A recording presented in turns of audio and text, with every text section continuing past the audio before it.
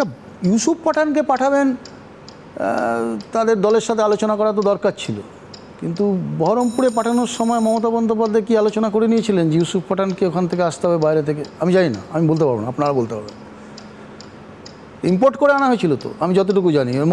ইউসুফ পাঠানকে দেখা গেছিলো অমিত শাহর প্রচারে টোচারে ঘুরতে। তো একই তো টিমের প্লেয়ার, অসুবিধা কী আছে? এখন নতুন প্লেয়ার ইউসুফ পাঠান, তো এটি একটু ডিপেন্ডেবল প্লেয়ারকে নামাতে চেয়েছেন। তো নরেন্দ্র মোদী ঠিক করেছেন ডিপেন্ডেবল প্লেয়ার, তাই কিরণ রিজিজু ফোন করেছে। মানে কত ইম্পর্টেন্স দেখুন। আমরা 4 জনের নাম পাঠিয়েছিলাম।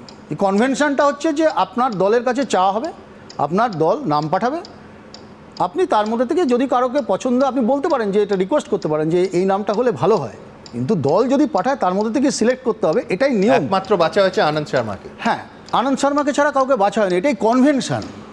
কিন্তু আপনি অদ্ভুত ব্যাপার দেখুন, মানে ইউসুফ পাঠানকে সিলেক্ট করলো মোদিজি বা বিজেপি, আর অভিষেক বন্দ্যোপাধ্যায়ের নামটা তো ফাইনালাইজ হবেই, কারণ এখানে মোদিজি মমতা বন্দ্যোপাধ্যায় দুজনে একসঙ্গে ঠিক করেছে। সো মোর পাওয়ারফুল, মানে অনেক ডিপেন্ডেবল প্লেয়ার। তো এই হচ্ছে বিষয়টা।